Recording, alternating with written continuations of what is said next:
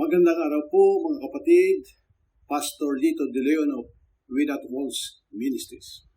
Let me start with the story kung saan sa isang bayan may nagaganap na hearing sa isang kaso. Tinawag ng abogado ng nasasakdal ang unang saksi sa kaso at siya ay nagtanong, Mrs. De La Cruz, kilala niyo ba ako? Bakit? Of course, kilala kita, Attorney Santos. Kilala kita mula sa iyong pagkabata at sa totoo lang, disappointed ako sa iyo. Isa kang sinungaling, niloko mo ang asawa mo at nagkaroon ka ng kapit. Opo, kilala kita. Minamanipula mo ang mga tao at mahilig kang manira ng iba. Akala mo big shot ka na, samantalang hindi naman. At para sa akin, isa kang walang kwentang tao sa lipunan. Yes, kilalang kilala kita. Nagulat ang abogado dahil hindi niya alam ang kanyang gagawin. Ang ginawa niya po, itinuro niyang kalabang abogado na kaupo sa kabilang panig at nagtanong siya, Mrs. De La Cruz, how about the prosecutor lawyer na nakaupo sa kabilang panig na si Atty. Reyes? Kilala mo ba siya? At siya'y sumagot, mas kilala ko si Atty. Reyes sapagkat mula sa pagkabata, ginawa niya akong yaya. At siya ay real disappointed to me. Napakatamad, ipokrito, lasinggero, at hindi niya kayang magkaroon ng tunay na relasyon sa kapwa. Hindi lang yan. Ang kanyang law practice ay kahina-hinala at isa sa pinakalawsi sa bayang ito. Yes, kilala ko siya. Sa puntong ito, nagkaroon ng biglang bulong-bulungan sa loob ng korte. Ang huwis na nakikinig ay tumaya sa kinaupuan at pumunta sa isang sulok malayo sa mga tao at tinawag ang dalawang abogado. Ang sabi niya, kung isa sa inyo ay magtatanong pa sa babaeng yan kung kilala ko, ipakukulong ko ng contempt. Natakot ang huwis at baka siyang sunod na ibulgar at siraan ng babae. Bakit po kaya hindi mapigilan ang dila ng tao na magsalita ng masama sa kapwa? Sa araw na ito, yan po ang ating alamin ang dahilan kung bakit. Amen. Bago po natin basahin ang talata na hinanda sa araw na ito, samahan niyo po kong manalangin. Panginoon Diyos, dakila at makapangyarihan, salamat po sa mensahe na hinanda mo sa araw na ito sa iyong mga anak, Lord God. Mensahe na nagbibigay sa amin, Lord God, ng katuruan, ng kaalaman, nang sa gayon, Lord God, magkaroon ng pagbabago ang aming mga puso, Lord God, tungo sa pagiging kawangis ng iyong bugtong na anak na si Kristo, Lord God. Salamat, Panginoon, na sa tuwing akong magpapahayag ng salita, sinasamahan mo kami, sinasamahan mo ako, Lord God, sa pamamagitan ng gabay at kapangyarihan ng banal na Espiritu, Lord God. Itong aming dalangin, in Jesus' mighty name we pray. Amen and amen. Praise the Lord. Basahin po natin ang talata sa araw na ito. Matatagpuan sa James chapter 3, 1-12. Basahin ko po sa inyo. Sabi po dito, we all stumble in many ways.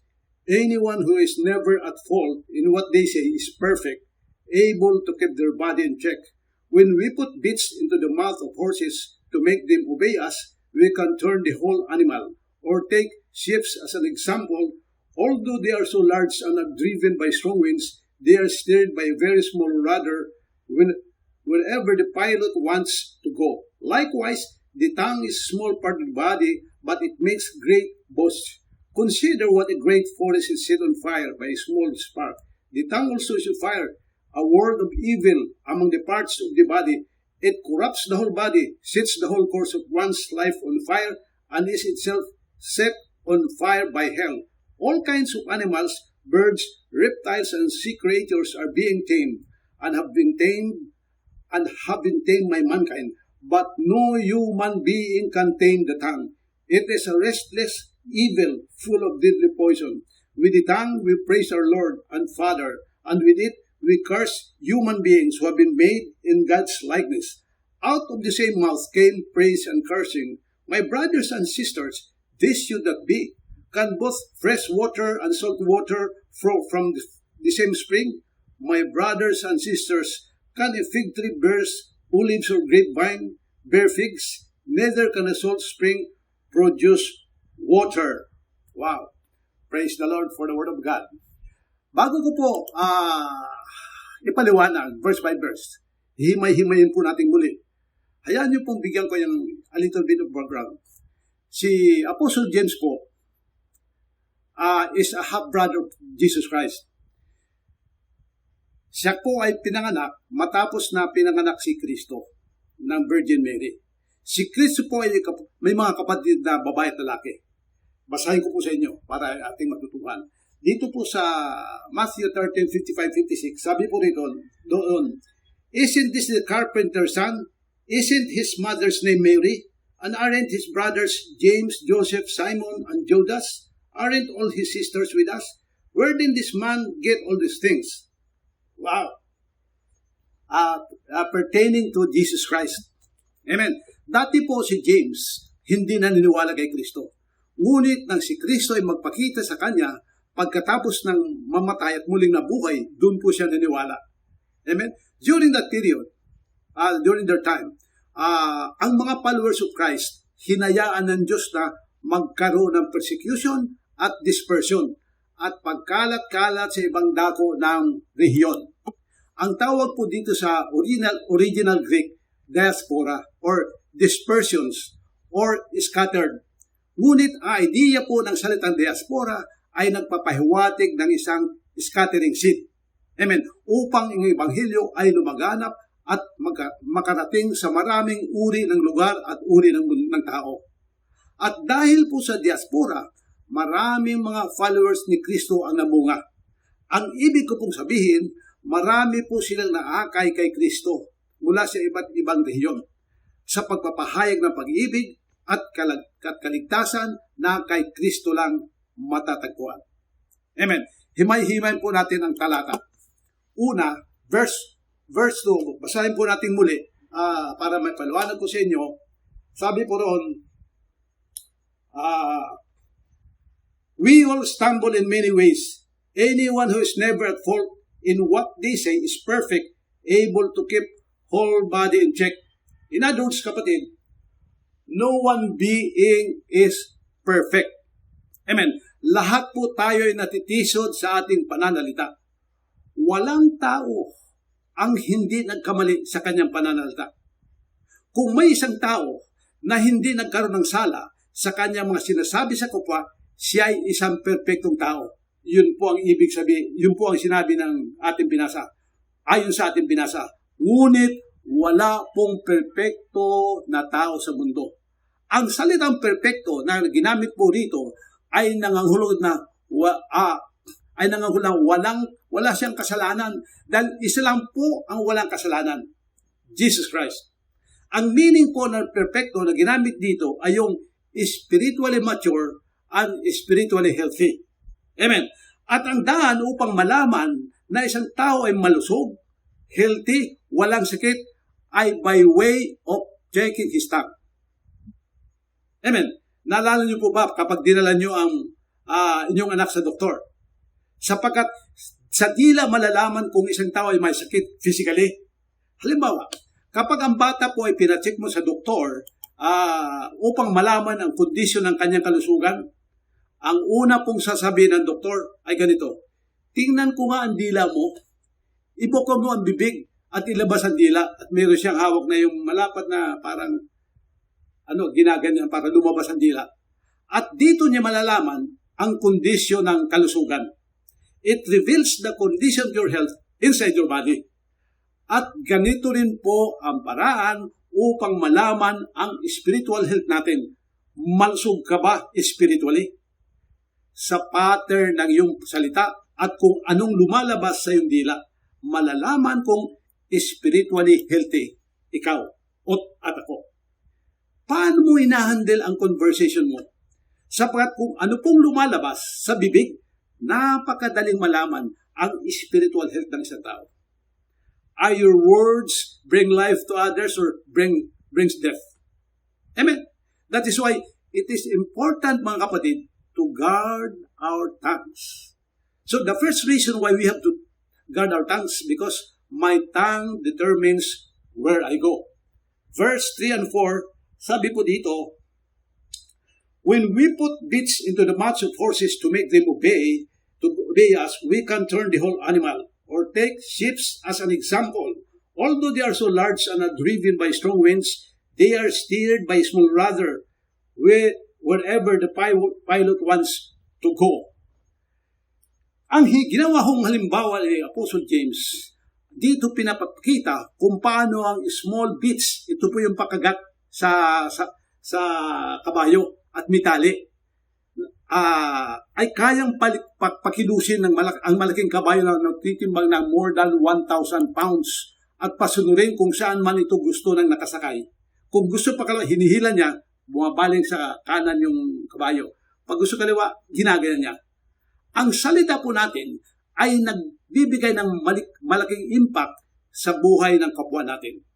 Ganon din ang isang barko, kayang ibalin saan man gusto ng piloto sa pamamagitan ng maliit na timon. Amen. Mga kapatid, ang timon ng buhay natin ay ang mga salita na ating binibigkas. Mayroong napakalakas na guiding force o puwersa sa salita na ating sinasambit. Gusto niyo bang malaman kung saan patungo ang buhay mo 10 taon mula ngayon? Di kaya 10 taon noon kung bakit ka nandyan sa lugar na yung tinitirhan? Tingnan mo ang conversation mo.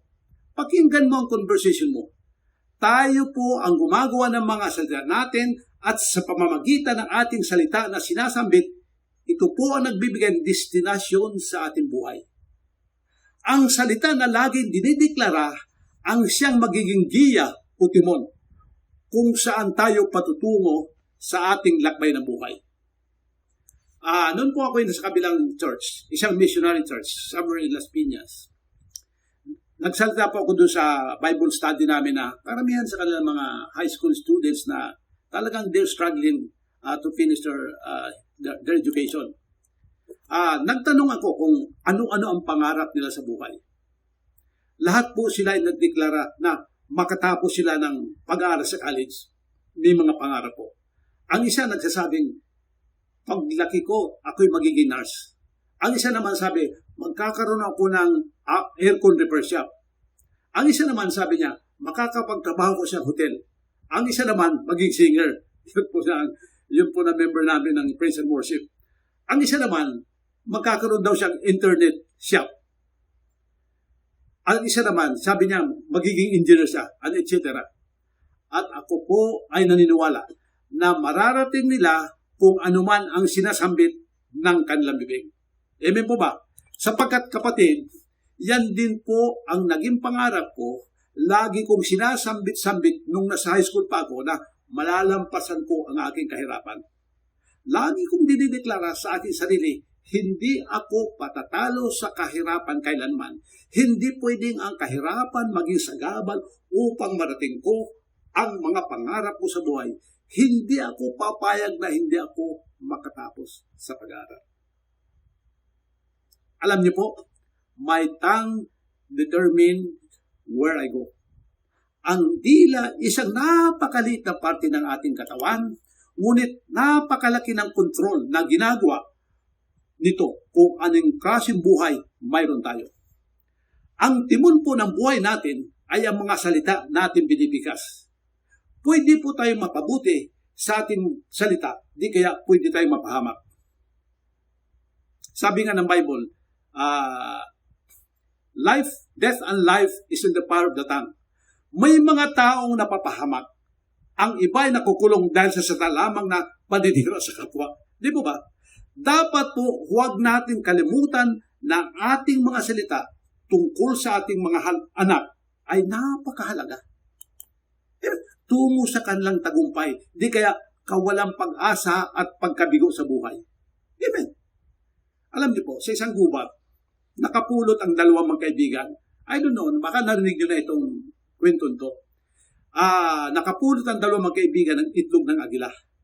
Upang ito'y mapisa at mabuhay, sinama nila ito sa limlima na isang inahing manok, kung saan ito ay kasamang napisa, kasama yung mga itlog ng manok.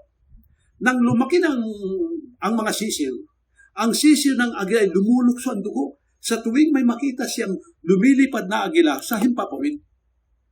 Nagtanong siya sa kanyang inahing ina, "Ina, ano po ba yung malaking ibong lumilipad sa himpapawid? Hindi ba natin kayang lumipad sa himpapawid na gaya nila?"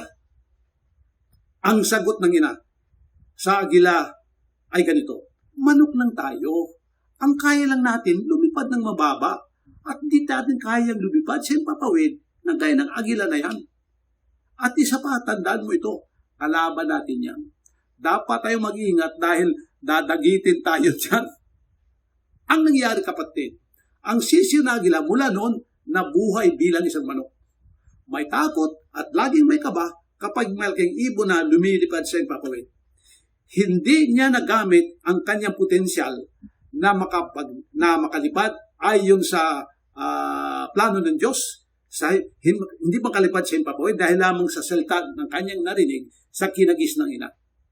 Hindi nagsikap ang kawawang agila na makalipad. Naging pride agila.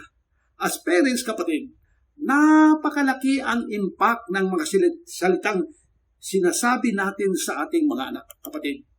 Ang salita ng mga magulang ang nagsisilbing giya o timon sa buhay na kanilang tatahakin. Now, anong mga salita ang binibitawan niyo sa inyong mga anak? Are they words that encourages upang magsikap sila sa buhay? Ito po ba ay mga salitang magbibigay ng lakas ng loob upang sa gayon magsilbing challenge, magsilbing hamon na sa gayon maabot nila ang kanilang potensyal ayon sa pagdika sa kanilang Diyos? Di kaya laging pagalit na salita, wala nang laya ang mga anak na magkamali. At sasabi natin minsan, wala ka talagang silbi. Ang tamad-tamad mo. Alam mo, wala ka talagang mga mararating sa buhay. Pag ginawa niyo po yon, ang ibig yung cars, sinumpa mo siya. Baka hindi po natin alam. At sasabihin natin, hindi ko alam kung kanino ka nagmana.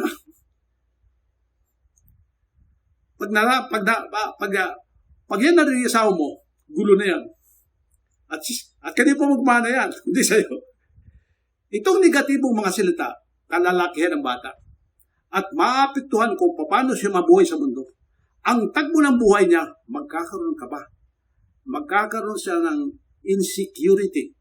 Kaya imbis na siya maging successful, siya ay nagiging mahiyain at laging may kaba at takot at na baka hindi marating ang dapat niyang marating. So para safe, hindi na lang siya magbe-venture sa mga oportunidad. Kaya wala siyang asenso sa buhay. Ang mangyayari tuloy, pati plano ni Diyos para kayo magamit, hindi na matupad.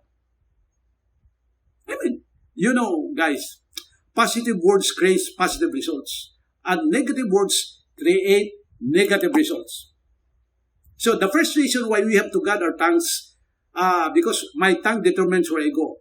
The second reason why we have to guard our tongues is because my tongue can destroy what we have. Ito po ang sabi sa verse 5-6. Basahin po natin. Sabi po rito, likewise, the tongue is small part of the body, but it makes great boast. Consider what a great forest is set on fire by a small spark. The tongue also is a fire, a world of evil among the parts of the body. It corrupts the whole body, sets the whole course of one's life on fire, and is itself set on fire by hell. Oh, hindi.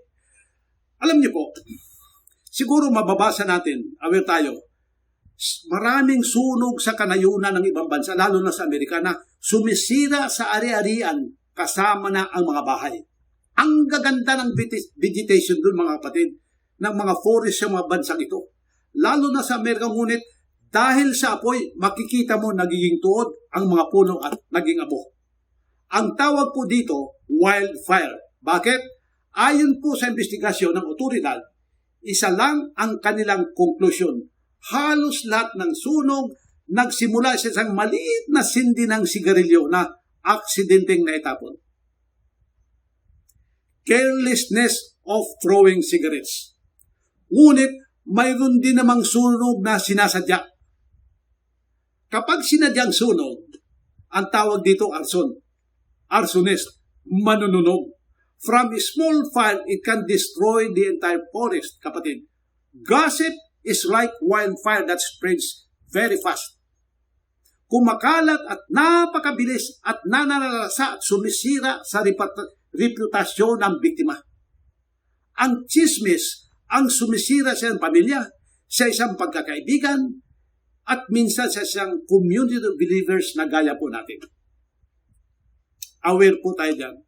Hindi ko po ma-imagine kung ilang tao na dahil sa kanilang careless words destroys their reputations, their careers, ilang samahan ang nasira dahil sa walang patumanggang paninira ng kanilang dila. Amen. May kilala po ba kayong verbal arsonist? Mayroon palang verbal na manununog. At sila po ang mga taong nag-iiwan ng sunog saan man sila pumunta. Sila yung mga taong masyadong mapaghusga sa kapwa. Sila yung mahilig mangutya sa kapwa at laging ang tinitingnan kahinaan ng iba. Oy, alam mo, si ganito, ganyan. Bakit ba ganyan siya? Yan, ganyan silang magsalita. Ganyan ang kanilang sinasabi. Masyado silang mapaghusga sa kapwa. Sarcastic sila magsalita. Mabuti na lang walang ganitong klase sa ating community. Amen. At kung mayroon man, kapatid, it's time to examine ang ating mga sarili. It's time to repent at magsisi. At huwag nang balikan, huwag nang gawin ulit. It's time upang mabago, sapagkat kung ikaw, kapatid, nagkakalat ng chismis, anumang pagsisisi mo, hindi mo na maitatama lahat ng sinabi mo sa isang tao na iyong siniraan. Itong istorya na ito ay isang kwento na nabasa ko tungkol sa isang village kung saan ang isang lalaki was found guilty of malicious gossip against another man. Ang chismis ay hindi totoo at ito'y nakasira sa reputasyon ng biktima at ang pamilya nito.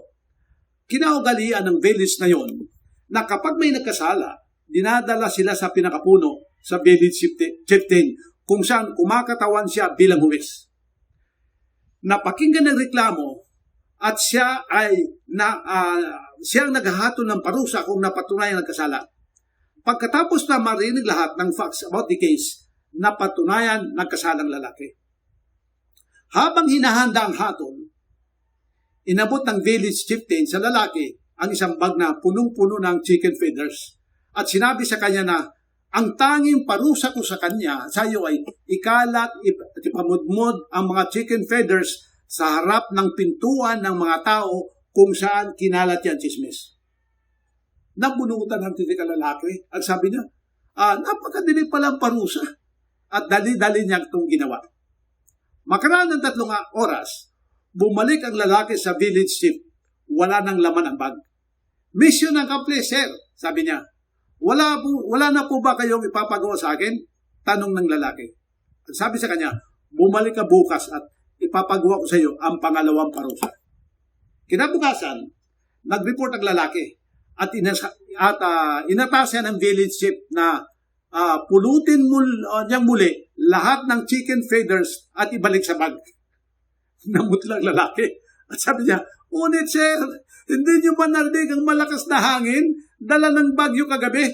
Imposible po na makita kong muli kung saan ang mga feathers na yun. Yun ang mga kapatid. Gossip ay parang hangin ng malakas na bagyo na napakabilis kumalat. You can regret what you have said, but you can never fully undo what you have said against your victim. Kaya mo magsisi, ngunit kailanman hindi mo na kayang mabawi ang binitawan ng iyong bibig anuman ang iyong pagpupunyagi.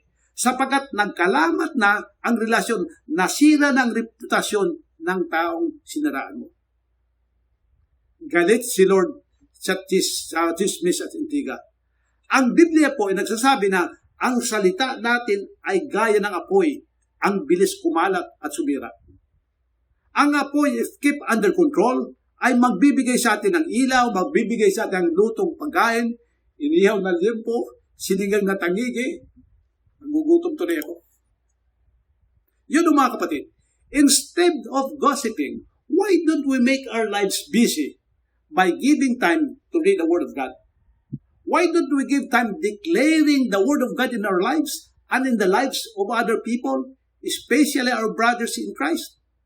Instead of gossiping, bakit hindi na i-train natin dila by declaring by faith ang mga pangako ng Diyos sa ating buhay?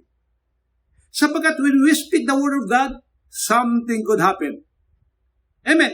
Gaya ng sinabi ko kanina, positive words create positive results. Amen. Instead of gossiping, punuin po natin ang ating puso ng mga pangako ng Diyos hanggang ito ay umapaw at hindi na kayang pigilin na magsalita ang dila at dito po magkakaroon kapangyarihan sapagkat the Lord's word in your mouth are still His words. Nagbibigay ng buhay. Amen. Ang sabi po sa Proverbs 18:21, kapatid, ang sabi po rin, death and life are in the power of the tongue, and those who love it will eat its fruit. Amen. May kapangyarihan po ang salita natin at tayo'y nabubuhay ayon sa ating binibigas ng ating dila. Kaya nga, dapat we must guard our heart. Mag-ingat po tayo sapagkat the Lord's word in your mouth are still His words. Therefore, they are spirit and life. His words, His promises, is spoken by your mouth, have the power of the life and death. Amen. Speak life. At kapag nirelease mo, kapatid, ang cheque po, as an illustration, kapag nirelease mo ang cheque pambayad, hindi ito babalik sa iyo kung may pondo na niligay mo sa bangko. Amen. Amen. Hindi ito magbabounce. Amen. Alam niyo po ang sinabi ng word ng Diyos sa Isaiah. Basahin ko sa inyo. Sabi niyo, so is my words. Ganon din salita ko, that goes from my mouth. It will not return to me empty, but will accomplish what I desire and achieve the purpose for which I sent it. Kapag nirelease mo, kapatid, ang salita ng Diyos sa pamamagitan ng bigpas ng dila, hindi po ito babalik at hindi magkaroon ng katuparan kung bakit ito ay binigas mo. Sapagkat may kapangyarihan ang salita ng Diyos. Ang salita ng Diyos, kapatid, ay heaven back power.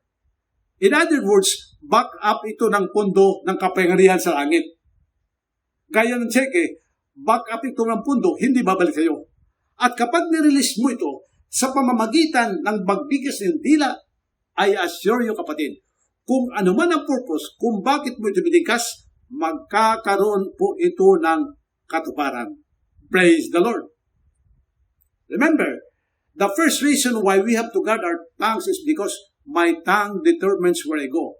The second reason why we have to guard our tongues is because my tongue destroys what we have. Wow! Basahin po natin. Verse 9 and 10.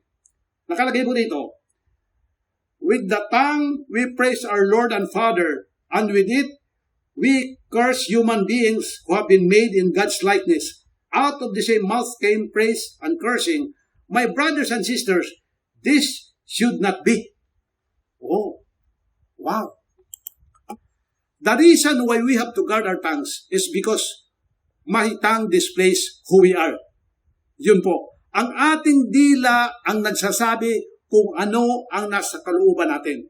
Ang ating dila, ang ating salita, ang ating conversation, ang nagpapakita kung ano ang pag-uugali mo, kung sino kayo, kung sino ako. Amen? Napakasarap po magpuri sa Diyos. Amen? Gusto ko yan. Araw-araw. Hindi lang kung Sunday celebration. Maging kung saan ka man, sa bahay man, gamit ang dila mo sa pagpapuri, sa pagkanta, tungkol sa kabutihan ng Diyos. Ngunit pagkatapos yan, nagiging careless tayo sa pamamagitan ng pagbigkas ng mga salitang hindi magandang pakinggan. Mga unkind words towards other people. Amen. Minsan naman, kalalabas lang natin sa Sunday celebration wherein we praise our Lord, kung siya nagpuri tayo sa Diyos, tapos nakat lang tayo sa pagdadrive, di nakapagbigil, minura yung driver sa unahan. Amen. Nangyari ba ito sa inyo? Aminin. Bakit nangyari ito? 1 minute lang nakalipas, we are praising God by our tongues. The next minute, nag-gossip na tayo, or blaming others, judging others, or saying angry words against others. Alam niyo pa ang pinakamaganda? Nangyari din sa akin yan. Talagang nagpigil. Lalo yung mga driver ng mga jeep, biglang kakatin kaharap, hindi tatabi. Magbababa ng pasahero, hindi ka magsasakay. Ang pinakamaganda bro, kapag nagyari yon, isipin mo yung driver, tatay mo, hindi kaya lolo mo, para hindi ka magalit. Amen? Bakit itong mga ito'y nangyayari? May kasagutan po. Sa verse 11-12, basahin po natin. Sabi po dito, my brothers and sisters, this should not be. Can both fresh water and salt water from the same spring? My brothers and sisters, can a fig tree bear olives or grapevine fig bear figs? Neither can a salt spring produce fresh water. Wow! Kung ibig mong malaman na dahilan kung bakit ganyan ka magsalita, suriin mo ang pinagmulan, at ang pinagmulan ay ang iyong puso. Ang totoo niyan, sa ating binasa, ang kahoy malalaman mo kung anong klaseng puno sa pamamagitan ng kanyang bunga. At yung ating sinasalita ay bunga bilang isang tao. Gaya na, ang sinampol doon, pwede bang ang grace bubunga ng papaya? Ang nyug ba bubunga ng mangga? Gandun din po sa tao, makikilala mo kung anong klaseng tao sa pamamagitan ng kanyang salita. In other words, kung anong laman ng iyong puso, kusang lalabas yan sa dila mo, sa bibig mo. Hindi kayang pigilin. The Bible says, out of the abundance of the heart, the mouth speaks. At sa Luke 6:45, ang sabi po dito ng salita ng Diyos, basahin ko sa inyo, a good man bring good things out of the good stored up in his heart, and an evil man brings evil things out of the evils stored up in his heart. For the mouth speaks what the heart is full of. Wow! Tindi. Tindi rito In other words, kapatid, malalaman mo ang laman ng isang, makikilala mo kung isang tao wicked o siya isang mabuting tao sa pamamagitan ng salita. Gaya na Apostle James, ganun din po ang sinabi ni San Luke. Di ba? Natin binasa. Ang sinasabi po rito ng dalawang apostol nito, ang the heart of the problem pala is the problem of the heart. Ang problema pala ay hindi dila after all, kundi ang laman ng ating puso. Minsan sasabihin ng iba, di ko alam kung bakit nasabi ko yun. Hindi ako ang taong magsasalita ng ganun. Ngunit kapatid, anuman na yung pagdidinay, the truth is, ganyan ka talaga magsalita. Bakit? Sapagkat nagsasalita ka ng ganyan in accordance what is in your heart. Di ba? Kung ano ang laman ng puso mo. In other words, kung anong laman ng puso mo, yun ang lalabas sa bibig mo. Kaya wala ka nang dapat ipagtaka. Huwag ka na mag-deny. Sapagkat kung galit na salita ang lumalabas sa bibig mo, nangangahulugan, may galit ka sa puso mo.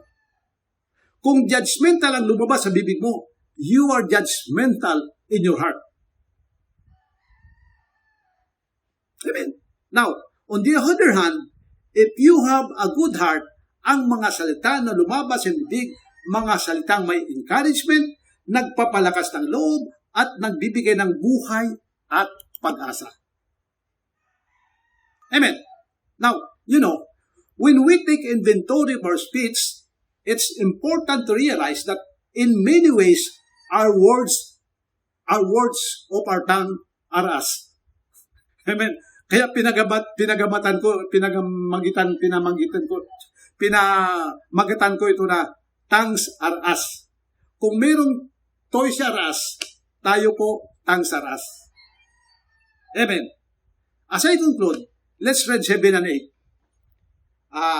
Nakalagay po ron sa verse 7 and 8. All kinds of animals, birds, reptiles, and sea creatures are being tamed and have been tamed by mankind. but no human being can tame the tongue. It is a restless evil full of deadly poison. Wow!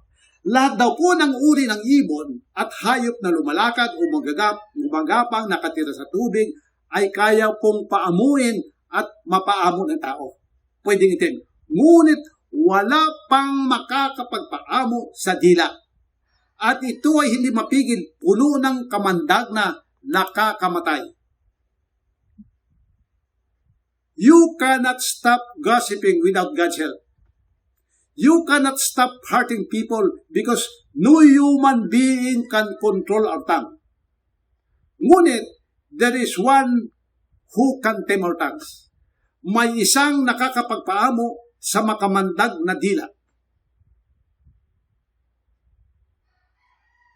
The Lord Jesus Christ.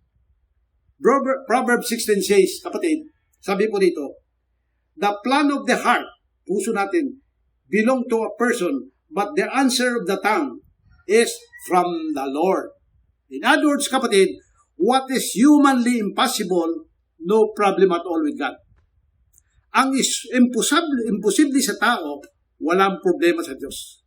Ang banal na Espiritu, the enabling power of God in us, not only can, but wants to tame our tongue. Amen. Ang tanging paraan upang ang banal na Espiritu manahan sa puso mo, pag-surrender na ating buhay kay Kristo. Tanggapin siya bilang personal na tagapagligtas sa buhay mo. Hindi po natin kayang gawin ang pagbabago sa ating puso. Maliban sa tulong ng Diyos. Amen? Sa oras na ito, kapatid, bakit hindi natin itaas kay Lord na kailangan mo siya sa iyong buhay? Aminin, kailangan mo siya at sabihin sa kaya, God, help me. Tulungan mo ako nang sa ganon magkaroon ng pagbabago sa puso ko. Let's pray. Panginoon Diyos, salamat po na minsan pa, Lord, pinalalahan mo kami, Panginoon. Dahil ibig mo kami maging Christ-like, ibig mo kami mapabuti ang aming mga buhay, at tinuturuan mo kami na, Panginoon, napakahalaga ang dila kung saan sinasambit namin, kung ano ang mga pagbabago, kung ano ang mga pangako ng Diyos, Lord God, at kung ito ay magamit upang, Lord God, maging kasangkapan na magkaroon ng pag-asa, Lord God, mga salita na aming binibigkas, Lord God. Salamat, Lord, sa katuroy ito. At Lord, hinihiling namin ang tulong mo, Lord God, sapagkat kung aming asahan ng sarili, wala po kami kapangyarihan na mabago ang puso mo. Tanging ikaw, Kristo, sa pamamagitan ng kapangyarihan ng Banal na Espiritu, siyang kayang magbago sa aming mga puso, Lord God. Upang sa gayon, Panginoon, imbes na kami manira, imbes na kami mag-gossip, Lord God, aming idideklara ang kabutihan mo, idideklara namin ang mga pangako mo sa aming buhay, ang mga plano mo sa amin, at Lord God, aming babanggitin, Lord God, ang mga mabubuting bagay sa aming kapwa, Lord God. Salamat, Lord, sa araw na ito. Minsan, Panginoon, ay pinabatid mo sa amin ang kailangan naming mabago. Hindi pala after all ang aming dila, kundi ang aming puso na ikaw lang ang kayang magbago, Lord God. Nagpapasalamat din kami, Panginoon, sa ginawa mo sa buhay. Sa kapayapaan, sa gitna ng mga problema at pandemic, Lord, payapa aming puso. Knowing that, Lord God, you are in control. You are a sovereign God. Salamat sa kapayapaan na ikaw lang kayang magbigay. Hindi kayang ibigay ng mundo at hindi rin kayang agawin ng mundo, Lord God. Salamat, Lord, sa latang ito. Minsan pa, Lord God, hinihiling namin na pagpalain mo lahat ng nanonood, lahat ng mensaheng ito, Lord God, gaya ng pangako mo at ito, Lord God, kiniklaim ko, Panginoon, sa lahat ng mga nanonood sa oras na ito. Itong aming dalangin, in Jesus' mighty name we pray. Amen and amen. Praise the Lord.